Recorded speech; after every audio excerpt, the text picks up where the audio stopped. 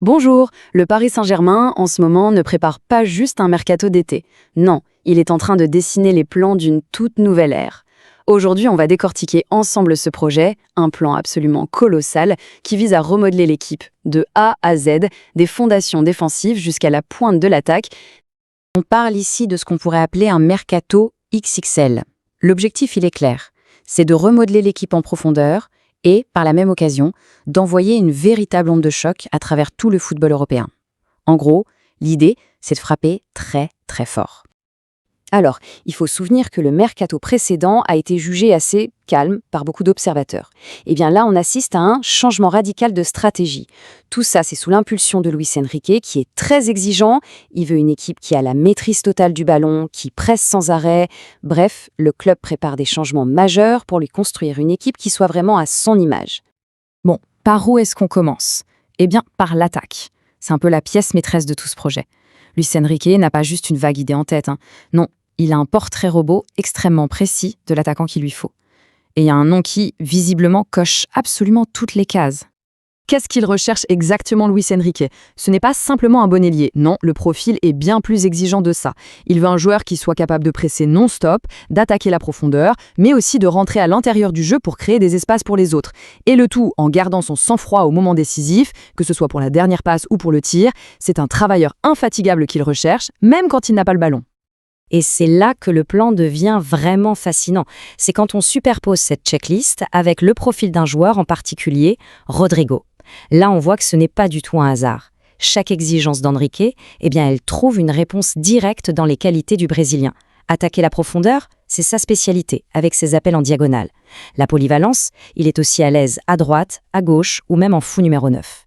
Mais le point le plus important, c'est peut-être cette capacité à faire la différence dans de tout petits espaces. Une qualité qui est devenue tellement rare et précieuse. Il faut bien comprendre une chose. L'idée derrière Rodrigo, ce n'est pas juste d'ajouter un nom prestigieux à l'effectif, non. Il est vraiment perçu comme le joueur capable de faire basculer les grands matchs. Ces fameux matchs de Ligue des Champions où un éclair de génie, une seule accélération, peut complètement changer le cours d'une saison. Mais attention, une attaque de feu, ça ne suffit pas. L'autre pilier de ce plan XXL, il est tout aussi crucial. Il concerne les fondations de l'équipe, la défense. Et là, le PSG ne pense pas seulement au présent. Le club est déjà en train de préparer l'ère après Marquinhos.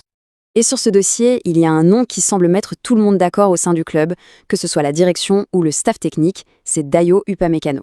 International français, en pleine force de l'âge, il est habitué aux plus grands matchs de Ligue des Champions. Il serait la priorité absolue pour venir blinder la défense. Et le joueur, qu'est-ce qu'il en pense? Quand on l'a interrogé sur un possible intérêt du PSG, sa réponse a été à la fois prudente, mais aussi très ouverte. Pourquoi pas, mais on n'est pas pressé. Cette petite phrase, l'air de rien, elle montre que la porte n'est absolument pas fermée de son côté. Mais alors, pourquoi lui? Pourquoi Upamecano est la priorité? Eh bien, si on y regarde de plus près, on comprend que ce choix est tout sauf un hasard. Au-delà de ses qualités sportives, qui sont évidentes, il y a une dimension humaine et, disons-le, stratégique. D'abord, c'est un international français. Il connaît les cadres de l'équipe, il est même très proche d'Ousmane Dembélé. C'est un ami d'enfance. Donc pour l'intégration, c'est parfait. Et puis, il y a le contrat qui se termine en juin 2026. Ça ouvre une fenêtre de tir idéale pour négocier. Ajoutez à ça qu'à 27 ans, il est au sommet de sa carrière. Franchement, sur le papier, c'est le mariage idéal. Mais attention, si le plan a l'air parfait sur le papier, sa réalisation, elle, s'annonce incroyablement compliquée. Le chemin pour arriver à ce mercato de rêve est vraiment semé d'obstacles et pas des moindres. Ce tableau y résume parfaitement la situation. Pour Rodrigo, l'obstacle, c'est un mur. Le Real Madrid est un rival direct et il ne lâchera jamais un de ses meilleurs joueurs sans une offre qui redéfinirait complètement les prix du marché. Pour Upamecano, le défi, c'est une course. Le PSG n'est évidemment pas le seul grand club à flairer la bonne affaire et la bataille s'annonce vraiment féroce. Le point crucial à retenir ici, c'est que ça dépasse la simple question d'argent. On entre dans un véritable jeu d'échecs, un jeu de politique entre les grands clubs, de rivalité européenne et de compétition pure et dure sur un marché où des talents de ce niveau sont extrêmement rares. Mais il faut voir plus loin que le simple cas du PSG. Si le club parisien réussit son coup, l'onde de choc, elle, va se propager bien au-delà de la capitale. On parle ici du premier domino d'un jeu qui pourrait totalement redessiner la carte du football européen. C'est vraiment ça, un jeu de domino. Imaginez, si Paris signe Rodrigo, le Real Madrid va devoir le remplacer. S'ils prennent Upamecano, le Bayern devra chercher un autre défenseur.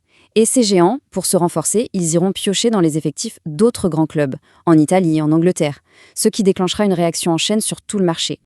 Et on termine sur cette question qui résume finalement tout l'enjeu. Le plan du PSG, ce n'est pas une simple liste de courses. C'est une vraie déclaration d'intention. C'est une manœuvre qui pourrait redéfinir l'équilibre des forces en Europe.